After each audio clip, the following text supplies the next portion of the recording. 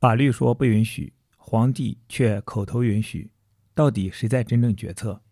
口头许可是否本质上是一种可随时撤销的权利？当制度说不，皇帝却说可以，你该听谁的？为什么神父们优先接触高层官员，而不是普通民众？为什么真正决定神父们命运的不是制度，而是关系网络？欢迎来到解读中国文化的频道，我们共同查杀掉自己头脑中的中国文化病毒，给大脑升级，做更好的自己。让我们一起文化出埃及。今天我们继续读利玛窦中国札记第14章，朝廷批准了北京的传教会。一旦他们公开露面了，神父们第一桩关心的就是要保证他们自己绝不再被迫离开北京，然后就是到处活动，尽可能获得宣讲福音的自由。为此，他们力图征得礼部官员们的关怀。这些官员也对自己申请奏章得不到答复越来越感到厌烦，并准备把整个事情做以结束。呈给皇帝奏章的修改人是利玛窦神父的一个朋友，他以如下的方式也置身于这件事之中。他们写好了一份措辞精确的奏章，准备呈送给皇帝。其中神父们告知皇帝说，他们到中国来是因为仰慕他的高贵和声望，他们以前在途中多年，他们在这里的生活方式已经赢得人人乃至最高显贵的好感。他们说只是到了去年才来到京城向皇上呈几件薄礼，其中最佳者为救世主基督像，恭祝国泰民安，皇朝康乐。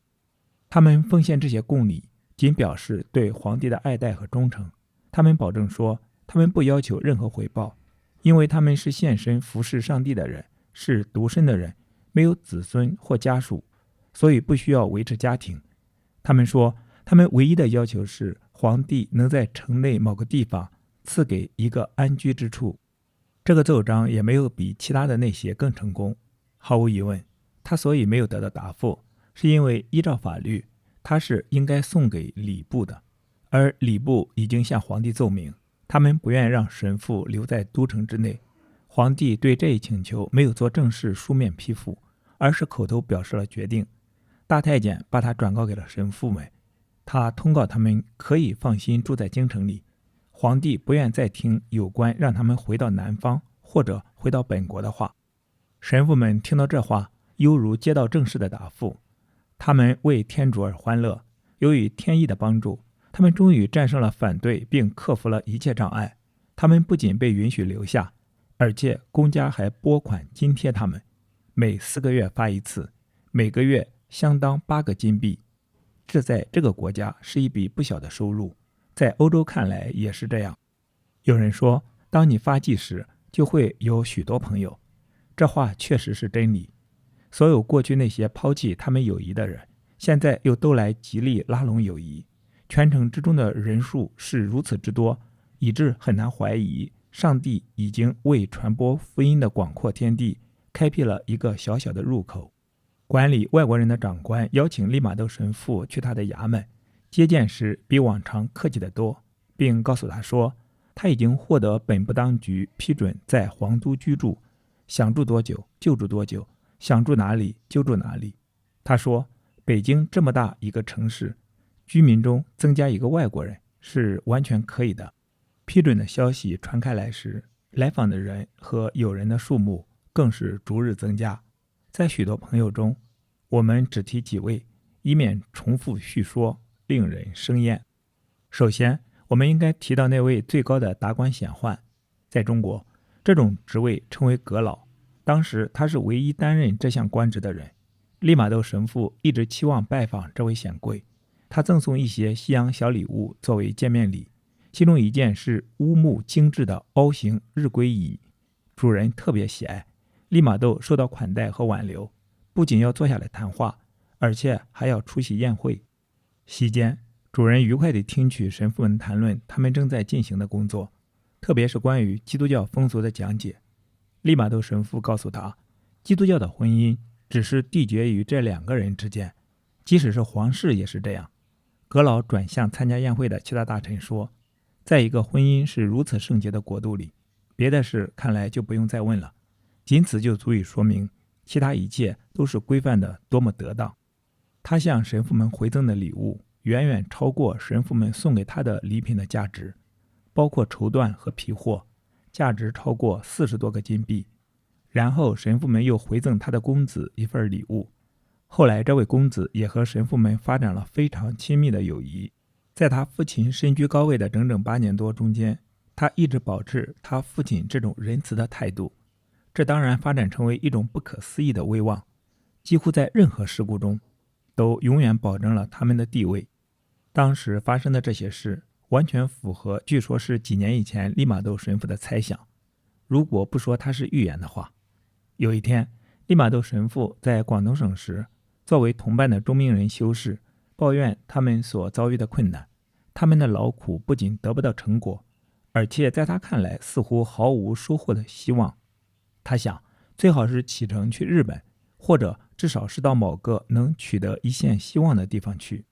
利玛窦神父回答说：兄弟，我们不要谈困难。显然，你没有充分理解我们的处境。如果会出现障碍，哪怕是比我们一开始所遇到的更为顽强，我想我也要继续辛勤劳动，而不愿陷入一座捉摸不定的黑暗丛林里去。至于你谈到了希望，那么很好，永远也别放弃希望。有一天你会看到我们和阁老坐在一起的。写本书时，中命人修士依然健在，经常谈到这个故事，使自己和听的人都感到十分高兴。就在我们目前所谈的时刻，刑部侍郎因公从南京来到了。利玛窦神父和他熟识，他是利玛窦的朋友，志在成为一个知名的数学家。通过他，神父们结识了刑部尚书，此人后被提升为兵部尚书。他还把他们介绍给吏部侍郎，这是任命全国官员的。此人姓冯，当他被任命为礼部尚书，有权管理神父们时，他批准了他们在北京城的身份，从而免除了任何干扰之忧。他还下令把钦定给他们的米粮和补助金按规定发放给他们。常常发生这样的事，分配给他们的部分供应品不见了，或者是不按时发放，这是由于管理人方面的不当。那时他们每月得到6个金币，鉴于他们远离本国的人民及其支援，这对于维持他们的住所来说是一个很大的帮助了。除了皇上赐给的补助而外，他们还得到公款津贴。这件事表明，他们在这里是皇上批准的。这个消息很快传遍了全国，并且它被大大夸张了。正如通常这里所发生的事情那样，真相被普通传播谣言的习惯所扩大。除去阁老之外，我们必须谈一下那位吏部尚书。我们多次谈到，他是各部官员的任命者，他是河南人，年事已高。他经常邀请利玛窦神父去他府中，并喜欢谈论来世的畏惧和希望的事情。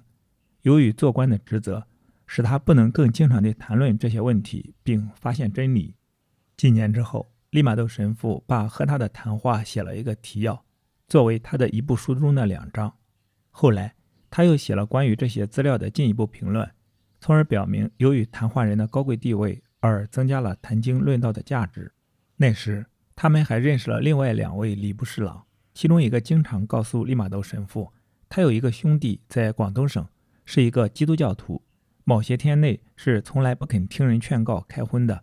正是由于他兄弟的缘故，这个人也非常倾向于基督教，但他还没有仿效他兄弟的榜样。又据说，一位著名的文士在他写的一本书中，原来插入了一些反对基督教和利玛窦神父的教义问答的东西，但他又亲自删掉后而代之以相反的观点。神父们从来没有听他认可这件事，但他们还是从其他来源得到肯定。有2位南京别部的主管官来到北京后，常来拜会利玛窦神父，同他保持对南京教友的同样友谊。人们可以从所列举朋友当中的中国领导人数量看出，这个名单包括了多少显贵人物。正在这时，皇宫的钟出了毛病，或许是由于不够关心，或许是管理钟的太监的不用心，皇帝就命令把他拿到神父家里去修理。钟一拿出来，放了3天的期间，好奇的群众都拥到这里来。皇帝知道后，就下令此后不得把钟拿出皇宫，如果钟表需要修理，就召神父们进宫修理。这当然传出了皇帝对欧洲人有好感的故事。此外，为了防止太监们不断请求允许神父们进宫，皇上亲准神父们可以获准1年进4次，而无需请求批准。从那时起，他们就可以进入皇宫，不是1年4次，而是可以经常随意进出，还可以自由地带领此后来京的教友同去参观。访问和谈话助长了太监们的善意和友谊，并且日渐增进。皇帝和皇后有许多皇亲也和传教士们认识了，这些人经常出头露面，但不许担任任何公职。如果做个比较的话，他们要比同类的欧洲人低得多。许多文武官员也对传教士非常友好，实际上他们似乎从不错过结识显贵阶层的机会。在这样开始时，除少数最下层的人而外，一般人连教会住所的门口都不敢看一看。然而当他们居所的新奇开始消失时，神父们就开始有更多的自由宣传基督宗教了。不久，大家就明白，他们的住所是向每个人都开放的，甚至许多最穷苦的人也都被争取到基督教方面来。实际上，利玛窦神父的同伴们注意到，不管他在工作中是多么忙碌，他从没有赶走过一个穷人。反之，好像他事先就已安排好了似的，他会留下他们来进行长时间愉快的谈话。由此可以想见，他的客人是何等之多。另一方面，他在中国生活期间，没有别的岁月是这样经常被邀赴宴的。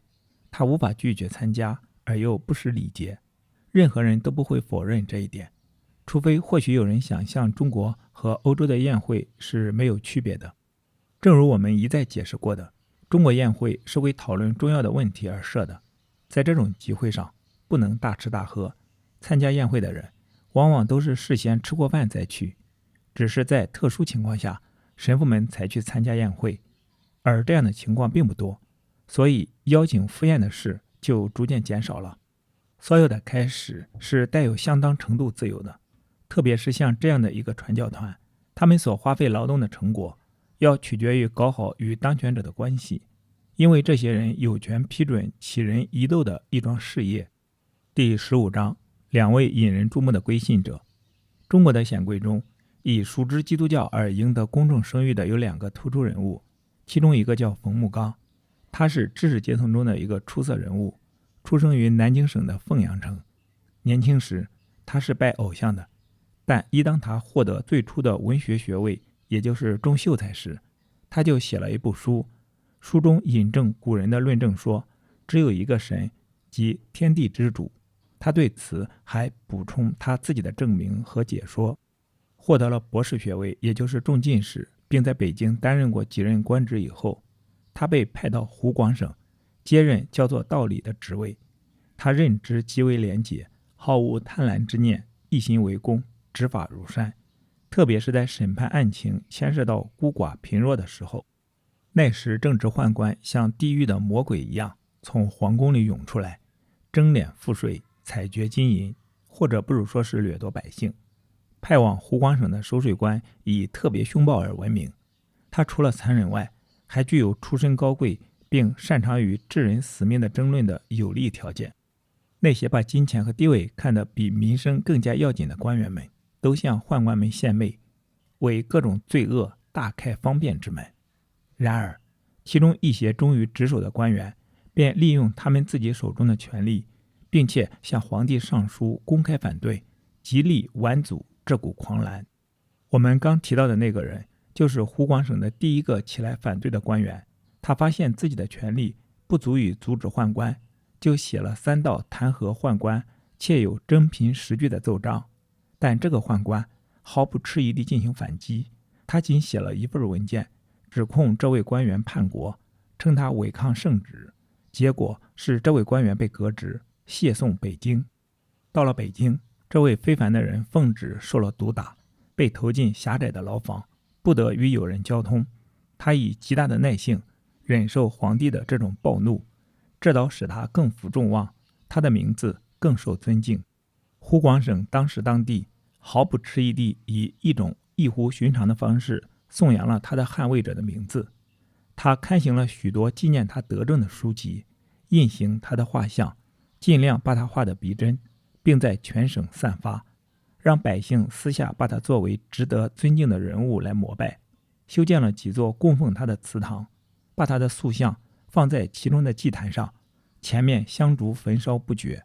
所有这些充分表现了人们的称颂和爱戴。这些事发生之前不久，此人在湖广听说利玛窦神父在南昌和南京享有盛名，而且所有他的活动都是为了公众的利益。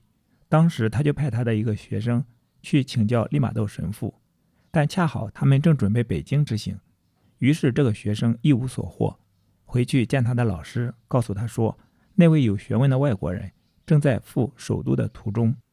老师仍然想念着公众的福利，在他即将被谢送入狱的时候，他把他的学生带到北京去见利玛窦神父。一当神父们从四医馆的拘留中获释，这个学生就去找他们，说明他来访的原委。行过常礼和赠礼后，他就选利玛窦神父为他的老师。冯木刚入狱前，利玛窦神父去看过他，他们一起待了1个小时，成为莫逆，以致很多人认为他们是多年的老朋友。这种友谊在冯木刚狱中3年的时间始终继续，他由于相互交换信函和关心而保持下来。这位名人没有通知他的朋友们，便重印了利玛窦神父的交友论。他还为此书增写了一篇序言，他也送给他们一些地图。后来他按他们的愿望重印了许多份，还不止于此，他不惜工本，重印了所有可以找到的神父们的著作，并对作者高度赞扬，那显得有点过分和夸张。他是第一个把儒学博士的称号加之于利玛窦神父的，因为这增加了传播福音的声望，所以神父没有拒绝接受。他还重印了利玛窦的教义问答，也就是天主十义，版本更完备而且更充分。他在书中颂扬了基督教，其热情之高，亦如他之谴责偶像。尽管他很好地学习了基督教的教义，他不能在他目前的处境下领受洗礼，然而他完全允许他的仆人自愿领洗，而他始终谦奉神父们所送给他的十字架。在谈完此人之前，我们不应遗漏证明他当时信奉基督教的一个动人事例。我们已经提到，利玛窦神父把自己的教义问答的草稿送给他审阅，他送草稿的目的是要改变冯木刚的思想，而不是要他修改文章。他答复道，他非常喜欢这部著作，他要求同意马上刊行，但利玛窦神父认为自己应再看一遍，做进一步的修订。他说他还没有成熟到可供采摘，而需暂时留在太阳下以待成熟。冯木刚对此的回答是用一个巧妙的寓言形式来表达，应用于基督教又是十分切合的。他说，从前有一个人被慢性顽疾弄得衰弱不堪，恰好有另一个人满口许诺用一种药来使他恢复健康。病人的朋友们说，好，快去治病吧，他目前的危急需要的是行动，而不是许诺。这时那个陌生人说，好极了，我要回家里用一手秀丽的字体写一副漂亮的药方。他们对此回答说，我们关心的是你的药方，不是你那一手写的漂亮的好字。寓言到此为止，他对寓言进行了解释。病人就是中国，他因为不理解你那教义问答的内容，所以多少世纪以来受尽苦难。你有回生之方，而你却宁可修饰文辞，不去救当务之急。难道你看不见这样一种政策是怎样影响公共利益的吗？这仅仅是他论同一题目的许多篇文章之一。漫长的3年结束了，在这3年中，他牢房的狭窄地盘被遗忘在他精神活动的广阔天地之中。无数要求释放他的请愿书不断飞来，使皇帝生厌，以致最后把他放回他本省的老家，到那里去当个老百姓。他从监狱中释放出来后，只被允许在北京停留3天。他忙于接受祝贺，简直找不出时间可以领洗。利玛窦神父不想失去这样一份奖赏，便设法去近郊某处的一所房屋里和他见面。他可以在那里受洗，但是他有一个难友，现在已经获释，却提醒他，这会使多疑的皇帝有另外一个指控他的理由危险。他说，在南京工作的神父们过些时候可以安排洗礼，既然冯木刚当时健康良好，这看来是个很好的意见。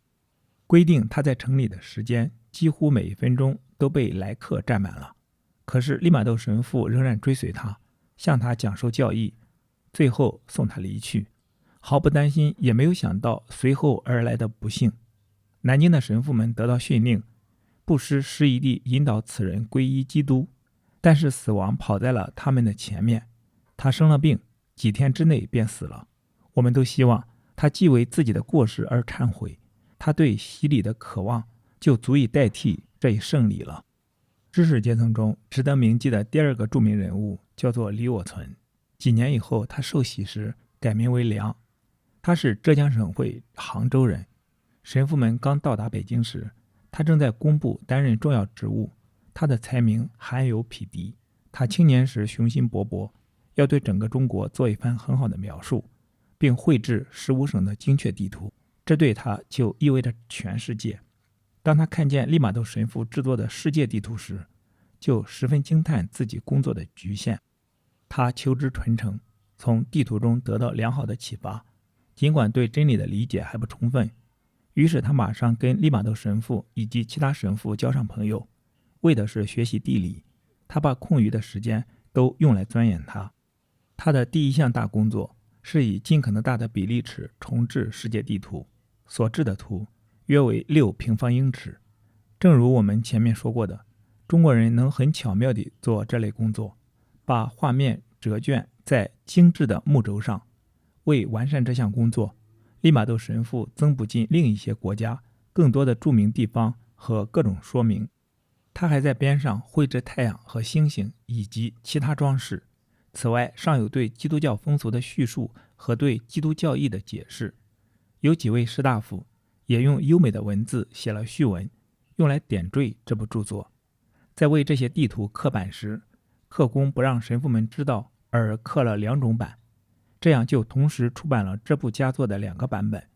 甚至这还不能满足对他的需求，另一个新信徒刊布了一种新版本，用8幅大地图来表示整个世界。于是在北京就同时流行3种世界地图。李良也对数学的其他部分感到兴趣，他全力以赴协助制作各种数学器具。他掌握了丁先生所写的几何学教科书的大部分内容，学会了使用星盘，并为自己使用而制作了一具。他运转的极其精确。接着他对这2门科学写出了一份正确而清晰的阐述。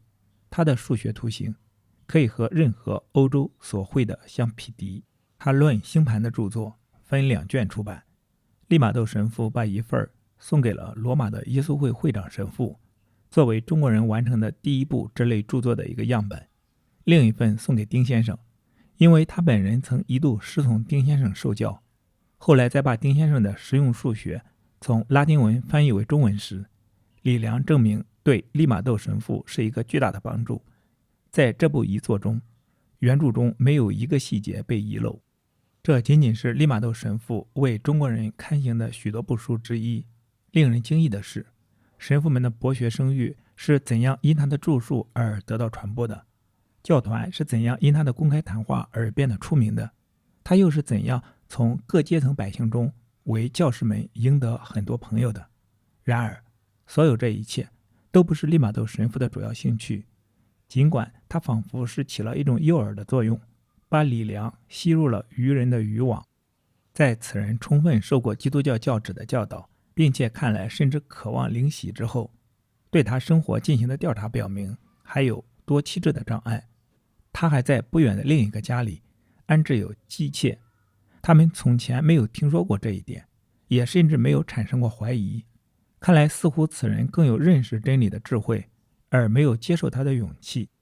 不过他确实承认基督教的真理，不仅一直在宣讲它，而且还劝别人掌握它，真挚的犹如他本人就是一个新信徒那样。他的几个家属已经奉教，可算作是最虔诚的信徒之列。最后由于他生活放荡不羁，被认为有失官体，便被贬官而回到他的本省。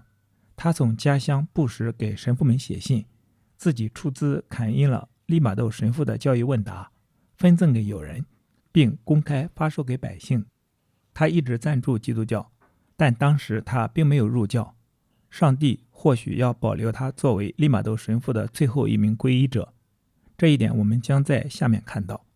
以上是原书的正文部分，后续是从解读中国文化的视角做出的几点总结。首先是制度权威与实际权力的严重分裂。按照明代法制，外国人不得长期居留京城，相关事务必须由礼部主导。然而在实际操作中，决定权却游离于制度之外，礼部反对，奏章被反复递交却无结果，而皇帝既不批复也不否决，仅以口头许可放行。这种留中不发的处理方式本质上是一种制度悬置，既不承担决策责任，又通过非正式渠道达成结果。这些导致的结果是法律成为形式，权力依附于个人意志与宫廷关系。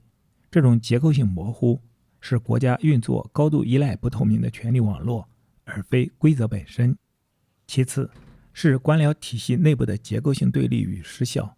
文官系统如礼部强调程序与法度，但在与宦官集团的博弈中却明显处于劣势。宦官不仅能绕开制度直接接触皇帝，还能实际干预外交与宗教事务。这意味着国家的正式治理结构被影子权力不断侵蚀。更关键的是，文官并非完全坚持原则，而是在压力与现实利益之间不断摇摆，最初反对，后又转而批准。这种行为并非简单的腐败，而是制度环境迫使官员采取策略性服从，进一步削弱了制度的稳定性。第三，政治运行对关系的高度依赖。传教士之所以能够留下来，并非因为他们的申请合规，而是因为他们成功地嵌入了权力关系网络，结交高官，获得太监支持，利用个人影响力推动政策变化。也就是说，制度路径是失败的，成功来自非制度路径。这反映出一个根本问题，在这样的政治文化中，规则并不是获取资源的主要方式，关系才是。这种结构会系统性地排斥陌生者，同时又为例外留下空间，使权力运作充满不确定性与选择性。第四，文化层面的自我中心与象征性权威。这些章节中关于进贡的描述尤为典型。外国人携带粗陋礼物，却获得远超价值的回赏。这种制度安排并非基于经济理性，而是基于一种象征秩序，通过朝贡来确认皇权的至高地位。也就是说，真正被重视的不是物品，而是对等级体系的承认。这种文化逻辑使对外关系更接近一种仪式化表演，而非平等交流。这也解释了为何外来者必须嵌入既有秩序才能获得合法性。第五，对知识的选择性开放。利玛窦之所以成功，很大程度上依赖于数学、天文、地图等实用知识的吸引力。这说明晚明精英对新知识并非完全封闭，甚至存在强烈兴趣，但这种开放是有边界的。科学可以接受，宗教则必须谨慎。像冯木刚、李良这样的士大夫能够认同基督教伦理或宇宙观，却难以真正转化为宗教身份。这反映出中国传统士人文化的一个特点，强调思想吸收，但抗拒制度性归属。换言之，他们可以理解，却不愿改变身份。最后是政治合法性与道德理想之间的张力。这些章节中出现的清官、反宦官人物，体现出士大夫阶层对道德政治的理想追求。然而，他们的命运往往是失败或边缘化。这说明，在实际权力结构中，道德并不能构成有效资源。相反，那些更擅长操作关系与权力的人，往往更具优势。这种现实与理想的脱节，会长期侵蚀制度的正当性。综合来看，这段历史揭示的并不是一个简单的传教成功故事，而是一个典型的晚明政治图景。制度存在，但不决定结果；法律明确，但可以绕开；文化自信，但又选择性吸收外来知识；道德理想高扬，但在权力面前屡屡失效。利玛窦的成功，某种意义上来说，并非对中国体系的征服，而是对其内部裂缝的精准利用。好，今天的读书分享暂时到这里。今天我们读了第4卷第14章，朝廷批准了北京的传教会，和第15章2位引人注目的归信者。期待在下一次的解读中国文化中与你再相逢。